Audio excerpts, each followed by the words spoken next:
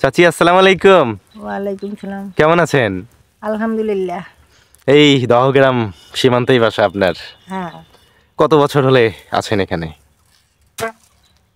বছর বহু বছর থেকে আছি তো এখানে। আমার তো স্থানীয়। ছোট থেকেই আছেন তাহলে এখানেই? না না, এখানে তো আমার তো শ্বশুর বাড়ি। এখানে শ্বশুর বাসা? আচ্ছা, তাও তো অনেক বছর হলে আছেন। আচ্ছা চাচি, এই যে এখানে যে 3 বিঘা করিডোর গেটটা আছে, এই গেট তো এখন 24 ঘন্টা খোলা থাকে, আগে তো 24 ঘন্টা খোলা ছিল না, বন্ধ ছিল। তো যখন বন্ধ ছিল গেট, তখন অনেক রুগী মারা যেত। তো তাই একটু বলবেন আমাকে? মানে গেট খোলার পর যখন রুগী অসুস্থ নিয়ে যায়, তখন ওই অবস্থায় কত রুগী মারা যায়।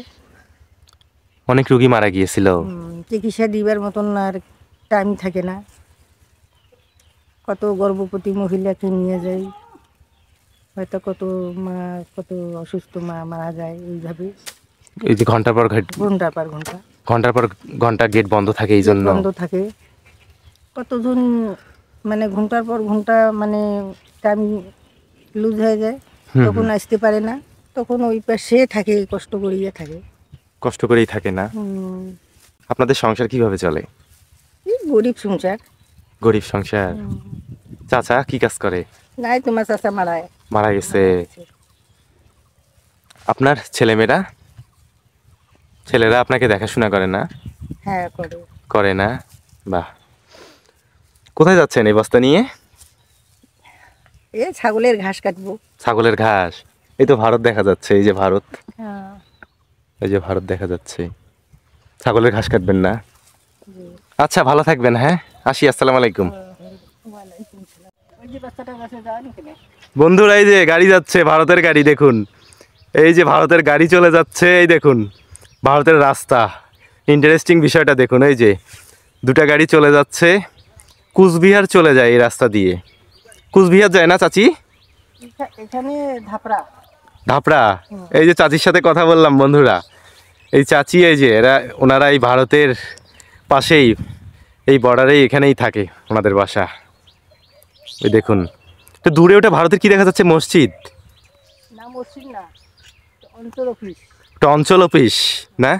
ভারতের এই যে অঞ্চল অফিস দেখা যাচ্ছে, ওই দেখুন, ওই যে দূরে। মানে আমার এদিকে পরিষদ, ওদিকে অঞ্চল অফিস। ও, অঞ্চল অফিস বলে ওনারা।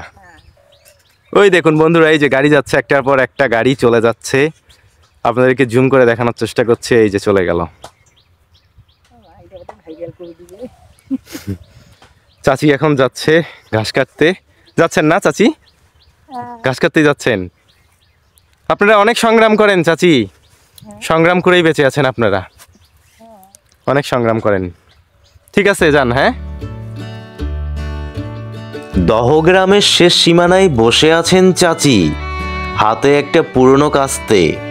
ঘাস কাটতে এসেছেন, কিন্তু মনে হচ্ছে ঘাসের চেয়ে বেশি কেটে যাচ্ছে জীবনের দুঃখগুলো। আমি এগিয়ে গিয়ে সালাম দিলাম। চাচি হাসলেন, তবে সেই হাসির মধ্যে ক্লান্তির ছাপ স্পষ্ট। আমি জানতে চাইলাম, চাচি, আপনাদের এখানে জীবন কেমন চলে? চাচি এক দীর্ঘশ্বাস ফেলে বললেন, আগে করিডোর গেট বেশি সময় খোলা থাকতো না। 3 বিঘার ওই ছোট্ট রাস্তা দিয়ে বের হতে পারতাম না সময় মতো। কত অসুস্থ মানুষ, গর্ভবতী মায়েরা ওই গেটের এপারে দাঁড়িয়ে শেষ নিঃশ্বাস ফেলেছে।